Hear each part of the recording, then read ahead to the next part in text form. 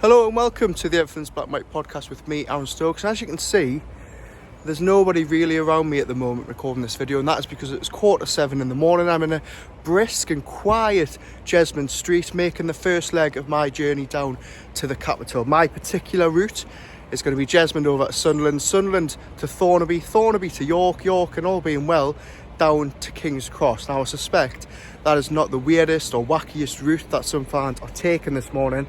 And also, I suspect I'm probably a little bit late to the party getting down to London at about 12:30 on Saturday, because the party really started for many on Thursday. We saw the big light show from Cellar, shining images of Alexander Isak and the like onto Millbank Tower. If you are down in London on Friday, you would have seen Adidas's Oxford Street store have a complete Newcastle United makeover, with Bruno now donning the front of the shop along with Joelinton. And also, if you've watched my colleague's video, Andrew Musgrove was down on Friday and he was at the Mad Dog and Mags, one of the many pubs that has been changed either around the country or in London to Newcastle United specific branding. So, if I'm totally honest, I think the London takeover has started long before my journey down, but nevertheless we are going to go down, and I suspect we will probably see scenes similar to what we saw in 2023, except this time it's not Trafalgar Square. It is going to be Covent Garden, playing host to, you suspect, thousands of very, very excited Geordies. And as I say, they will be making their way there by car, by train, by plane, by chartered jet. I suspect some may have even tried the walk, though I don't know how long or far they would have got. So yeah, all being well, we will be in the capital by 12:30 on Saturday, and we can get the party started ahead of kick-off, which would be about 30 hours later. Now, I think the question that I should probably leave you guys with before I sign off this particular part of the video is, how much money do we think the Greggs at Central Station, at Sunderland Station, and even at King's Cross is going to make this weekend? Because I suspect it is going to be quite a lucrative one, and maybe we should go and add to that now.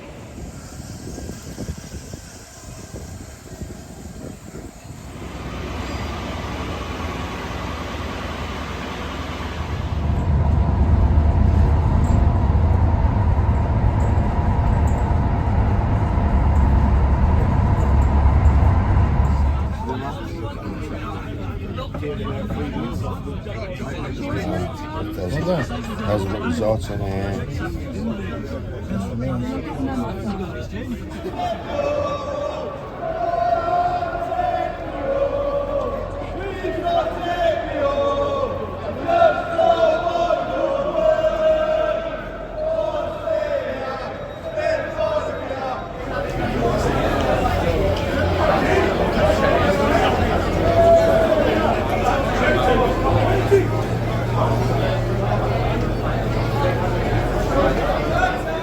Well, we made it. No delays, no travel chaos, no missed trains for us.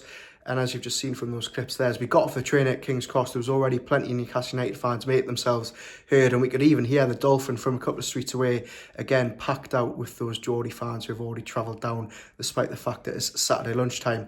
Speaking to some people on the train, they are dotted all about London. We've got some staying in Hammersmith, where we are, a couple staying in Vauxhall, a couple at King's Cross, and a couple have even grabbed some of those rare and scarce and precious hotels on Wembley Way. They must have had their bookings in very early for that.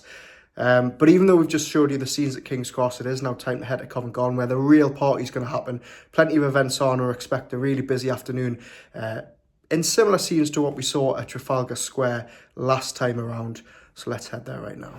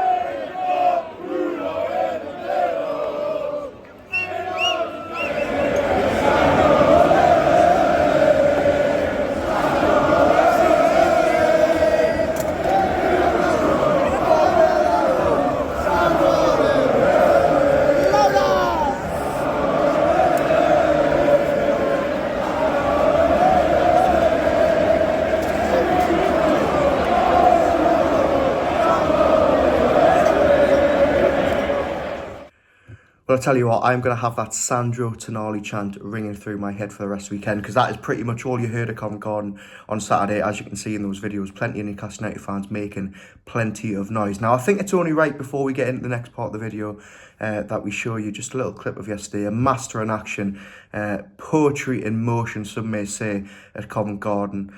An absolute expert in his field.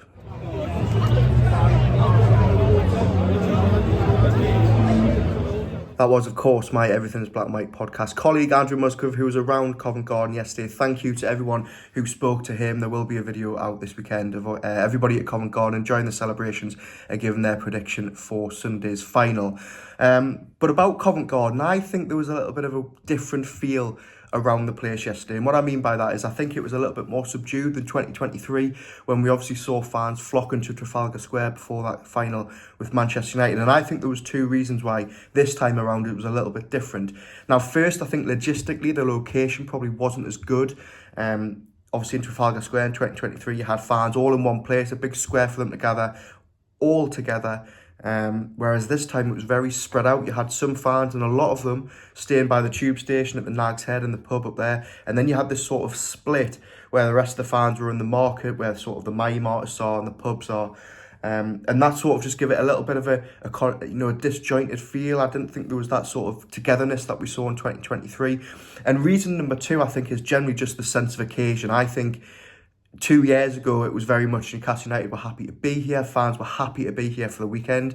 And while they were definitely happy to be there last night, and they were enjoying themselves and drinking, and it was all pleasant from what we saw, I think there's a lot of fans that were in that crowd last night that think this is brilliant, but it sort of means nothing if they don't get the job done this time. Whereas I don't really get that was the feeling back in 2023. That's just my opinion, and I hope I've sort of conveyed that in the way it was intended. But it was still fantastic to see so many fans yesterday at Covent Garden. They did literally take over the entire place. They shut down pubs. They had tourists sort of very confused, some thinking that it was a cup final parade and that they'd already won the trophy. A lot of sort of European tourists who are maybe a little bit confused by some of the chants and the signs. I did have one Frenchman come up and ask what a macam was. But all in all, a really good day, and it did set the scene perfectly for Sunday afternoon and for the final. But like I say, I think those pre-match scenes will sort of pale into insignificance if Newcastle don't get the job done this time around. But I think it's only right to sign off with the most telling part of yesterday, in that we still haven't seen a Liverpool fan. I've been in London almost 24 hours and all I've seen is Newcastle fans. Pretty much the same as 2023. And hopefully fans haven't overdone it on Saturday night and they can go to Wembley in fine spirits and in full voice. And hopefully this time around they can get the job done.